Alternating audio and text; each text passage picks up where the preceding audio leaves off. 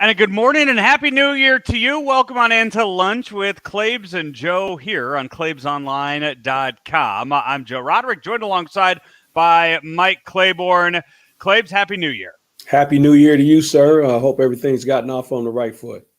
It has just been a busy start to the new year and a lot to get to on the show today, which is powered by Ameren, Illinois, driven by Mungenast St. Louis Acura, and also Mungenast Burkhardt Alton Toyota. Claibs a few weeks away from driving one of those Toyotas from Mungenast Burkhardt Alton Toyota down to spring training. We will get into more of that here as the show goes on, but we need to start with the story that has become the story that's national headlines, as we all saw last night what happened to Demar Hamlin, 24-year-old defensive back for the Buffalo Bills. A very scary moment in the Monday Night Football game, and one that hasn't really given us many answers here as we get into Tuesday afternoon, but we do know the young man is still alive.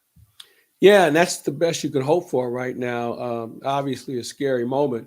I remember in '71 when Chuck Hughes died on the field, Bears and the Detroit Lions. And ironically, they just hauled him off and kept playing. And he died at the hospital. His wife sued them for a ton of money. They settled out of court, but it was something that we'd never seen before. And then you think about Hank Gathers. I remember when Chris Pronger got hit in the heart with a puck, and he went down, and they thought they couldn't bring him back. And Jay Bomeister passed out on the bench. He had a heart issue on the bench about 3 years ago. So we've seen it. Yeah, that was 2019 when that right. Yeah. So we've seen it. You never get used to it, and it looked like just a normal play. But when you look at it in slow motion, you can see where the shoulder hit the heart, and it's just a matter of milliseconds where his heart was out of rhythm. And he was fortunate to have somebody on the field, and he got the greatest attention you can get.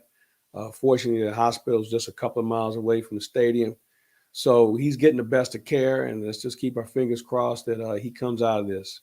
Yeah, the Chuck Hughes story, I'm familiar with that from hearing. I've heard interviews with Doug Buffone talking about that being on the field when that happened in '71. But seeing the videos of Pronger, it's one of those stories that I remember hearing about when it comes up, and I remember, that happened, but I don't remember the game. I don't remember the situation. Sunday afternoon in Detroit, it was a playoff game. And seeing the video from that, a very similar situation to where the puck hit him, he skated around and then just collapsed. Where you saw yesterday, Demar Hamlin made a hit, stood up, took a step back, and then collapsed. And with reading things from many medical experts saying it's a situation has nothing to do with the player's health or prior health issues or any kind of conspiracy theorists out there that want to say anything about vaccines or anything like that. It is a situation where you get hit right place, right time as the heart's beating, and it'll happen to anybody. Yeah, it was just one of those moments, and I don't think we can put much more into it. All of a sudden everybody has become a cardiologist within the last 12 hours, and there's more to this story, so let's just let it play out. Let the experts handle this, and as I said, let's hope it turns out for a good result for him, the player. The last night, I think, too, something that was center stage was the way ESPN and the media handled it. Also, we could talk about the way the NFL handled it, but just a very uncomfortable situation for everybody involved on the ESPN broadcast. You could tell Joe Buck and Troy Aikman wanted almost nothing to do with it, being there at the site on the field and seeing the reaction from some of the players. But then back in the studio, Susie Colbert, Booger McFarland, and Adam Schefter could not have handled things any better in their situation too, constantly having to throw it back to the studio and being put in a position that they were in, would have never been ready for at any means. But you saw some real raw emotion last night out of everybody that was on the TV. Well, I think Joe Buck said it best. He said we went from covering a sporting event to a news story. And there's no right way. I mean, nobody can prepare for this. I mean, when these situations happen, and I thought they did the best they could with what they had to work with. They were getting as much information as we were, and we were, we all were watching the same thing. It's not like they had a camera inside the huddle or in the ambulance or anything like that. And obviously, when you're communicating with the league, you're trying to keep them up to date, but nobody knew anything. And I thought that they did an admirable job, and I'm sure it's something they never want to do again. The game took about an hour to officially be postponed. Still not sure what postponed means at this point. The two teams are both in the playoff race, in the playoffs, and but just leading up to that moment, being the only game that was in that time slot, being Monday Night Football, and taking that long, it almost is as if the coaches last night were the ones that decided to call the game and get their teams off the field, and the NFL had almost no say in that, or were too slow to have a say in that. Well, I agree with you wholeheartedly. I think the coaches and the players decided we're not going to play. And, one of the things we have to take into account here, I don't care what sport it is, but when you're playing a contact sport like football, you have to be able to focus. And the minute you don't focus is when they carry you off on a stretcher. And I don't think anyone in their right mind had the ability to focus after what they just witnessed. So it was the right decision to make. I don't think anybody, if the league wants to come down on the coaches, who cares? I don't think they're that stupid. I mean, they've been stupid before, but at the end of the day, it was the right decision to be made by everyone. Yeah, the league did come out today and said that they were not the ones that came up with the 5-minute warm-up time last night, even though it was said many, many times on the broadcast without any kind of correction. Who cares? I mean, it was. I mean, it sounded stupid from the moment it was uttered. That how are you going to warm up after watching this? So I didn't really put much into it. And I think we as fans, let's just back off of this for a minute, because I think we're making more out of this than what it is. I don't know what you could have done differently. Now, granted, maybe you want to call it misinformation. Maybe they overreacted. Maybe they didn't assess the injury as quickly as they thought. And maybe that was it. Maybe they thought the guy had his bell rung and he's going to be okay. And then I think after time, they realized that maybe we got a bigger issue at hand.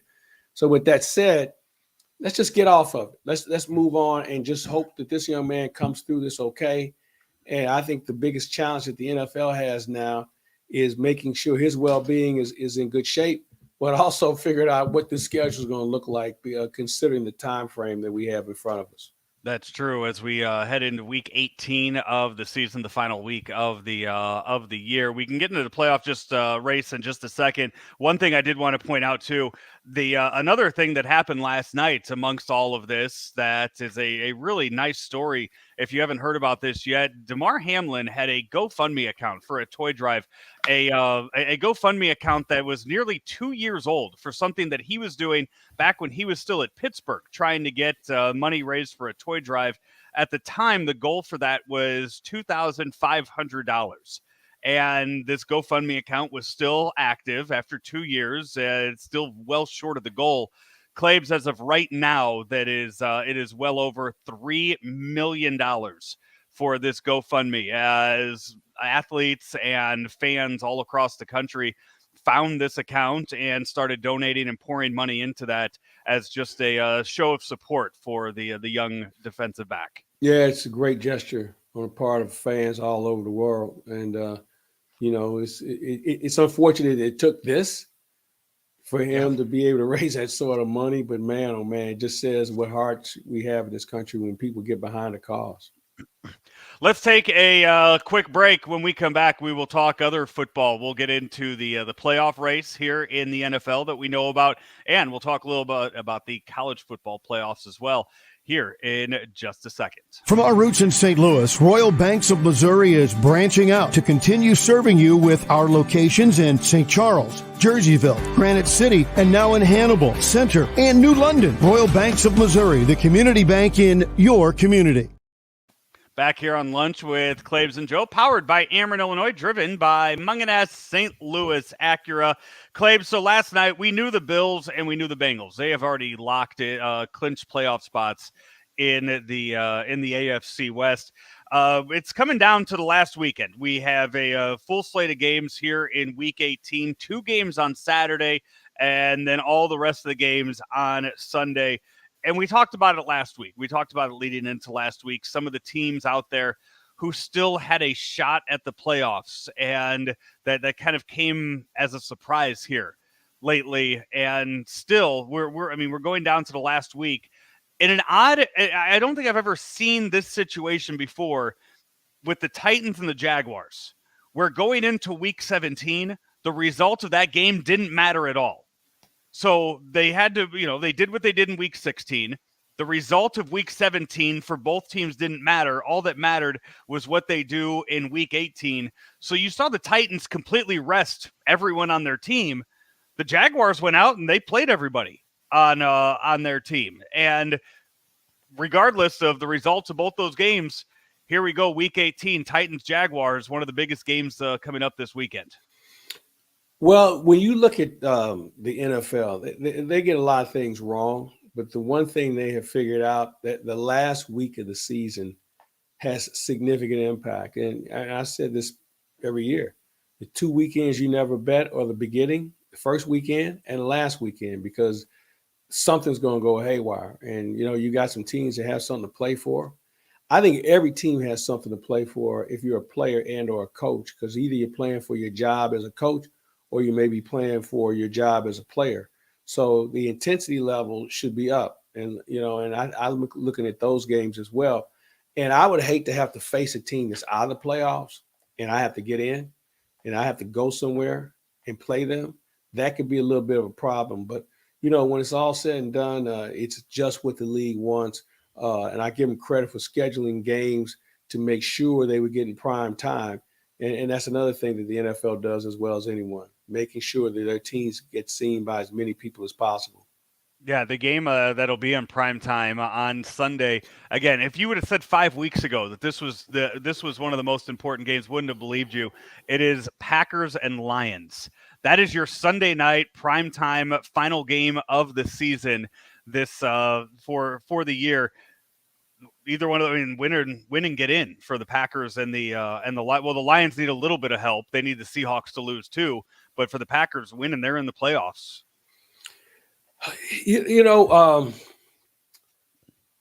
They are, in my opinion, all these teams are already in playoff mode because they've been scrapping to get to where they're at now. Obviously, there's going to be a team that's going to go home, but I would not want to open up with either one of those teams if I'm in the playoffs. And by the way, who's the coach of the year in the NFL?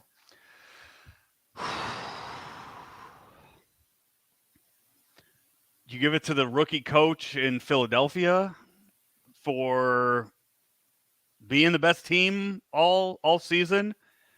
How much of last night plays into who you give coach of the year to with Sean McDermott and with Zach Taylor and what they dealt with last night? Well, we don't know. We don't know what right. the outcome is going to be. What about Kyle Shanahan and what? Until looking at it earlier today, did not realize the 49ers were on a 9-game winning streak. Yeah, I was thinking that too. There's a half dozen guys. You know what? I don't know if they win on Sunday, but what Dan Campbell has done in Detroit in such a short period of time with that disaster that they've had up there for the last few years, he has to get some votes. You mentioned Shanahan. I tell you, what if Pete Carroll gets in? I mean, this was supposed to be a throwaway season for them. Yeah. I mean, there are a lot of teams that have coaches that certainly merit the consideration. And even the guy in Cincinnati, they got off to a horrible start. And now they're playing for first place for the whole shoot match. I mean, there's, like I said, a half dozen guys that can easily win this, and I don't think there'd be a big argument. No, this, when we sat here and we talked about coach of the year, manager of the year for Major League Baseball, I mean, we threw out some names, but we kind of had a feeling who was going to be the finalists, at least for both of those sides. I don't even know if I can give you a top. I mean, if I gave you my top 3, it could be a completely different 3, and I don't think I'd sit there and argue with you. Yeah, exactly. It's going to be interesting. And, we always seem to give the most valuable player award to a quarterback, so I don't think that's going to change at all. And what's crazy, I mean, up until last weekend, Justin Jefferson was making he was making his case to be MVP with the numbers he was putting up all year. And then in that Week 17 game, we saw him lay an egg. What do you have? 1 catch, 15 yards? That was good defense. Yeah. And you know what? Here's the thing that Jefferson was not he wasn't prone to have work for him. The officials let him get mugged. Okay. It was almost like what the Patriots did to the Rams in 2000. I mean, it was and he didn't push back. And there's a kryptonite with him. He didn't know how to fight off guys at the line of scrimmage. When they put that hand on him, he's supposed to come with a swim move or a chop, and he didn't. And then he got frustrated, and then he just kind of quit. I don't know as far as the tiebreaker goes, but one thing to look at this weekend too is who's going to get the number 1 pick in the draft. If the Texans win and the Bears lose, do the Bears get the number 1 pick? Yes. But that really is not going to matter unless they want to trade it, because the Bears don't. Well, need they'll a trade it. quarterback. Yeah, no, they'll trade it. And you know what? If the Bears are smart, they can probably trade down a couple of spots and really stack the deck and get some more players. They need players, man. They need defense. They need guys to go out there and play defense for them. Just let Justin Fields do his thing on offense. If you can get an extra 1 and maybe a pair of 2s and maybe a 3, if you can get 5 players in the first 3 picks, I think, you're going to probably move in a good direction. That provides you know how to draft. And we don't know if they know how to do that. Right. And there are plenty of teams out there too this year that have multiple first-round draft picks too. You have, Seattle, who might be in the this year. They're in line right now to have the number 3 pick in the draft. How about that? You trade away Russell Wilson. You get a first-round pick from the worst team in the NFL, one of the worst teams in the NFL, one of the biggest laughing stocks in the NFL this year in the Denver Broncos. So you get their pick from them while you almost make the playoffs without even the quarterback they gave you. What, has he taken a snap all year? Has not taken a snap. Yeah. Same with Philadelphia. They're getting New Orleans pick this year. So the number 1 team in the NFL could possibly be getting a top 10 pick. Houston is going to have 2 picks within the top 12. A lot of these teams, they kind of fleeced these other teams for their first round picks and then getting to move up. Well, what about the Rams? The Rams have been spreading out first round picks for the last few years. Surely whoever they traded that first round pick for this year is feeling good about themselves. Yeah, they right now the Lions are sitting at the 6th pick right now. That's the Rams pick. Not to mention they get their own pick in there too. Yeah, it's going to be interesting. Yeah, Very so interesting. that's what you're saying. The Bears, if they want to, they don't need one of the quarterbacks that's out there right now, whether that be Stroud or Bryce They need Young. offensive line help. So yeah, trade and get one of those 2. Trade with one of those teams that have 2 picks in the draft. Trade with them, get those 2 picks, get a few more picks thrown in there too, and or you know what? You know what? They got cap money. I might trade for a good player. You don't see that often, though. You don't see. Yeah, but you know what? Some of these teams are getting capped out. We're going through a cycle where there's some teams that are cap heavy that might be looking to move a salary somewhere along the way for down the road. So I would not say you're right. It's not as common as it is in other sports. But, maybe this year they might want to rock the boat a little bit because these teams that are capped out, their strategy isn't working anymore. Well, the Broncos definitely need that cap space with the Russell Wilson contract they gave him and what he's going to be due here in a few years, but nobody's going to touch that contract. But it does look like the Broncos reportedly might be giving out a little more money, as Jim Harbaugh is listed as being one of their top choices to jump ship from Michigan and go down to Denver. You got to think isn't that an annual thing with Harbaugh? If it makes sense, though, and it's going to make him Why does it money, make sense? Why does it make No. I'm saying if the job makes sense. That's what I'm saying. Yeah. If the job makes sense to him, why wouldn't he pursue looking at that? He does it every year, though. Every year he's like flirting with that.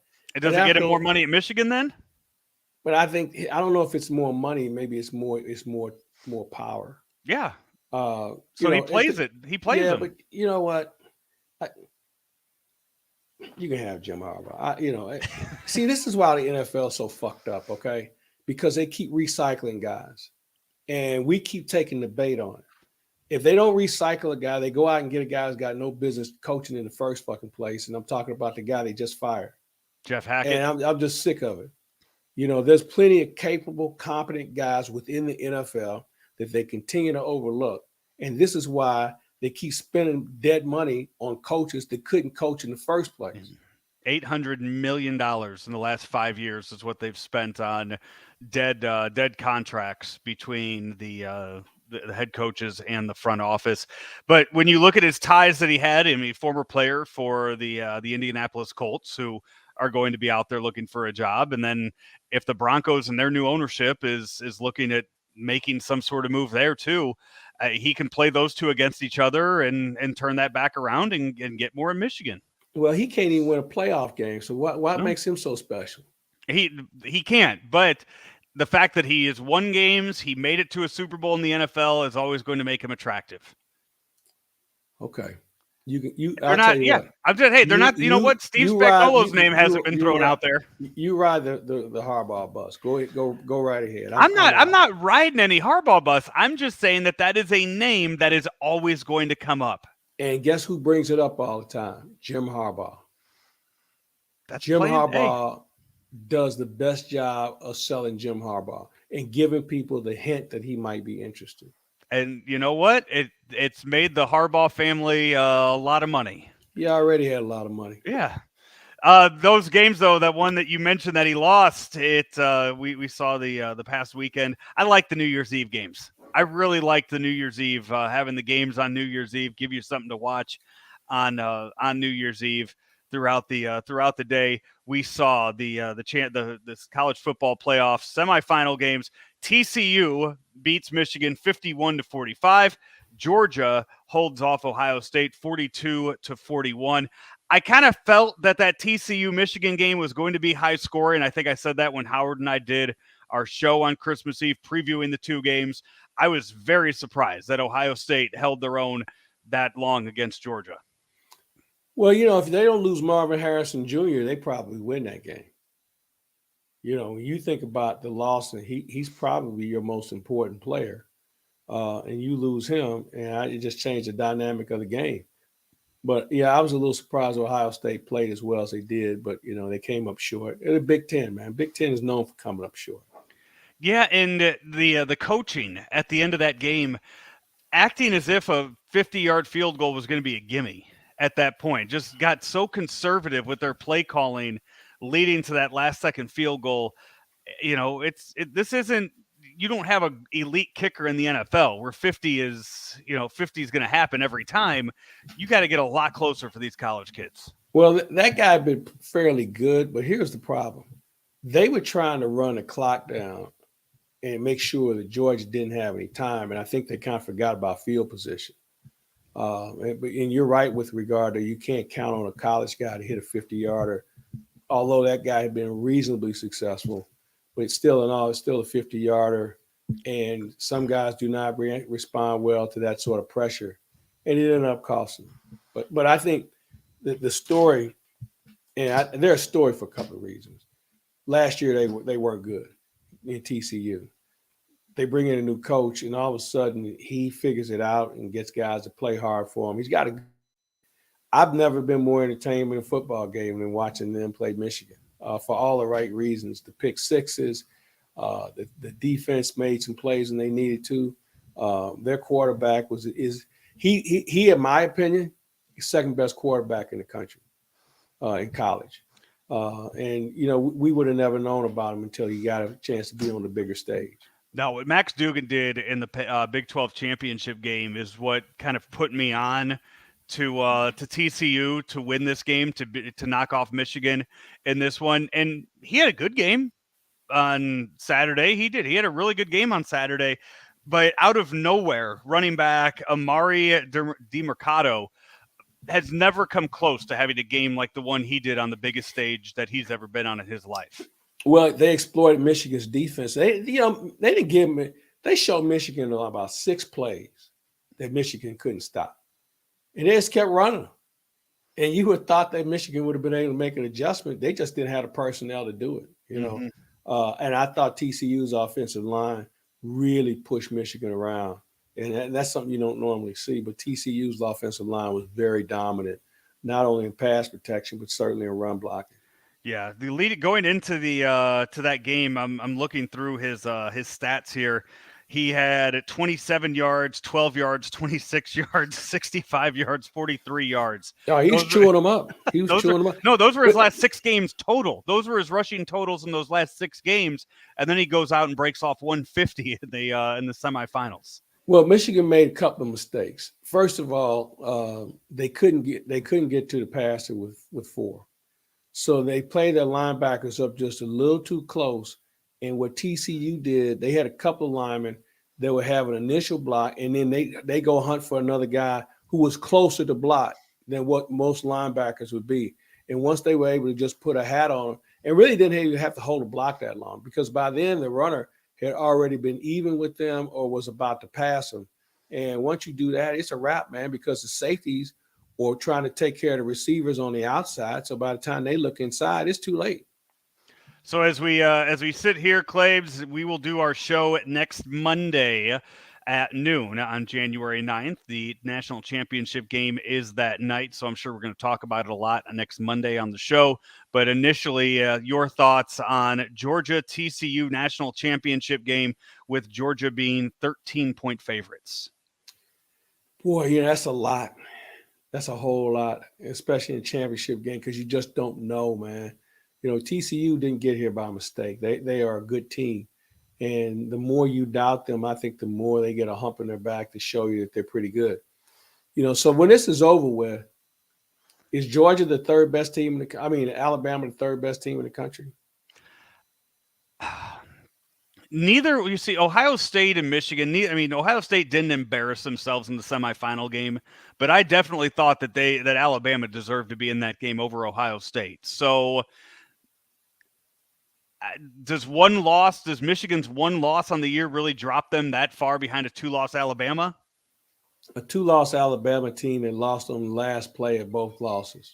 Yeah. A 2-loss Alabama team that throttled Kansas State. Kansas State they went 10-0, and I think Bama ran off 35 in a row. As I mentioned, they have the best quarterback in the country. I just think that right now Alabama's probably playing as well as any team in the country. So I would put them in front of Michigan. Michigan defensively can't stop a nosebleed.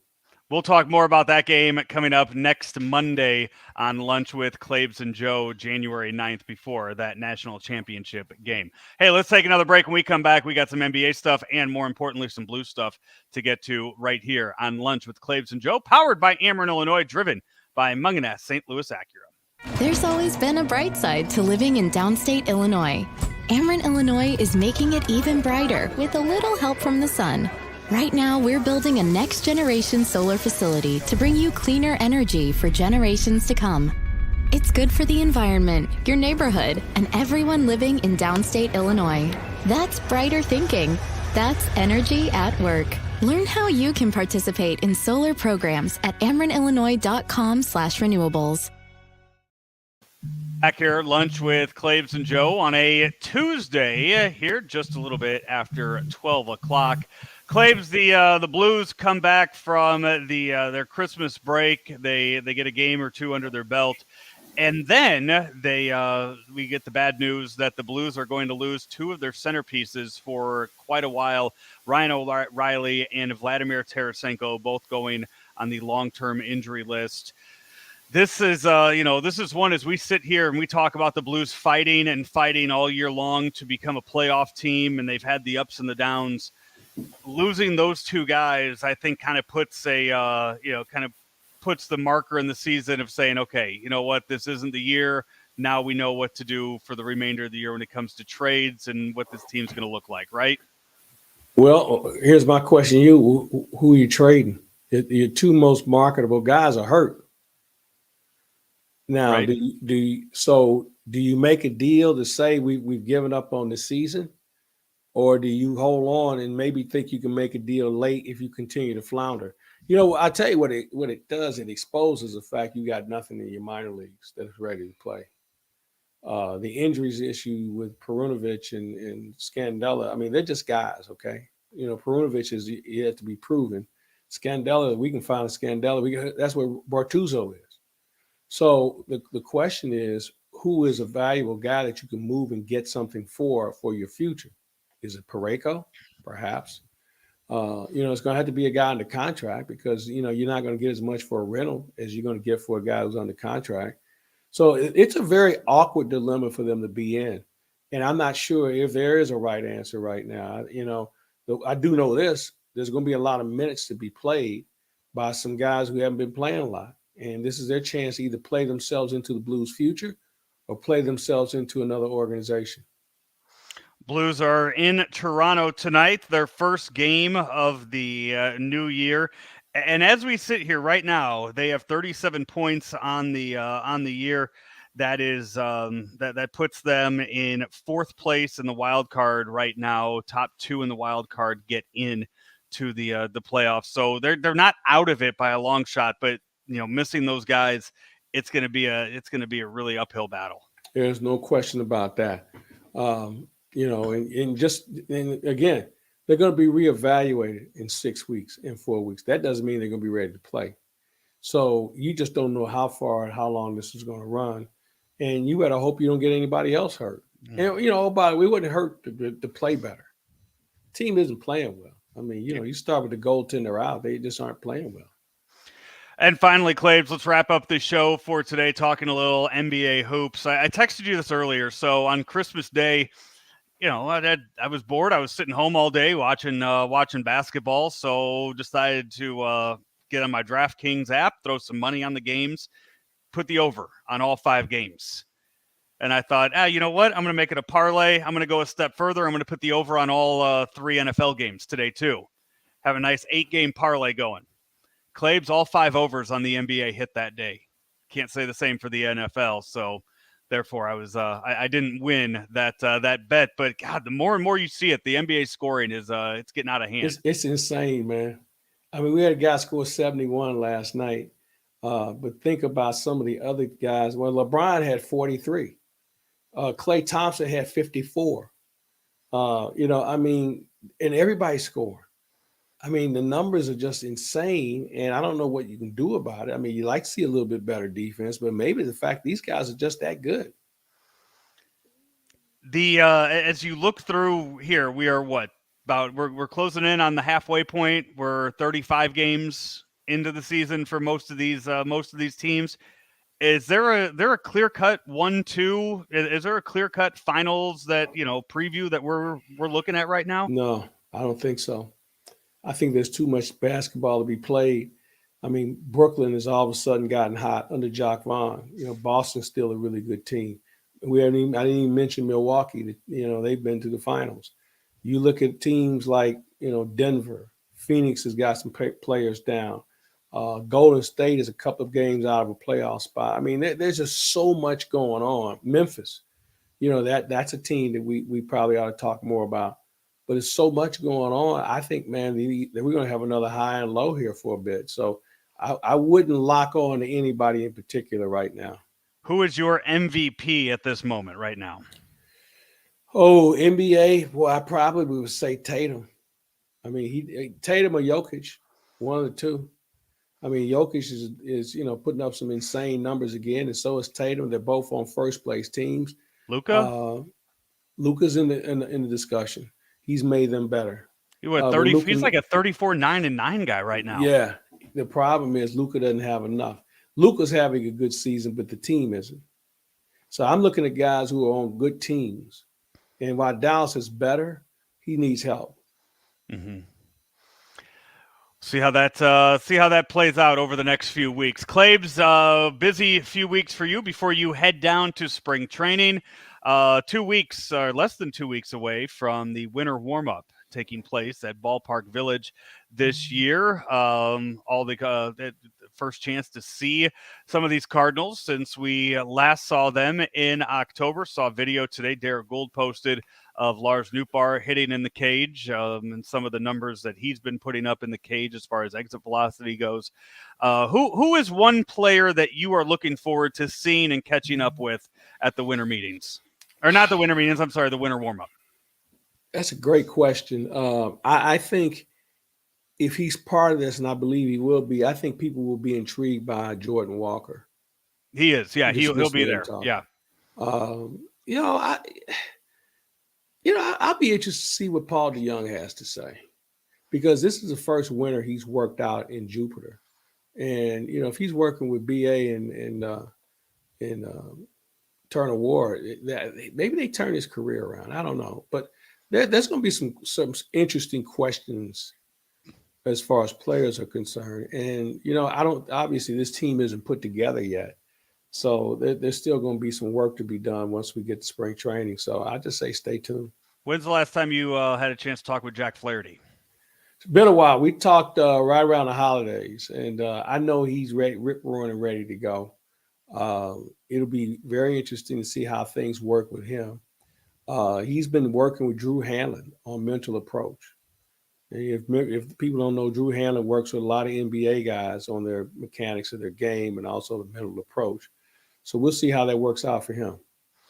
All right, Claibs, anything planned this week here on Claibs Online? Going to talk some hockey later in the week and see where that goes. Hopefully the Blues will get a point off this road trip because it's going to be hard. All right, and plenty of stuff. I know Dr. Rick and Bob Ramsey are going to get together. They're going to talk about the Demar Hamlin injury tomorrow for the Dr. Rick podcast, so we'll look for that coming your way Wednesday afternoon right here on Claibs Online. Plus Howard Richards. We'll talk to him about once we know the whole playoff picture in the NFL and get a preview of the national championship game on Monday night. He is Mike Claiborne. I'm Joe Roderick. This has been another edition of Lunch with Claibs and Joe, powered by Ameren, Illinois, driven by Munganass St. Louis Acura right here on ClaibsOnline.com. As one of St. Louis's fastest growing companies and largest private companies, St. Louis Acura is proud to serve you and remains committed to becoming better than ever for you. As new Acuras become more available every day, we are not backing down from selling 100% more quality pre-owned vehicles than ever before. We want customers that appreciate our friendly, outgoing team and our award-winning service because at St. Louis Acura, we are better than ever for you.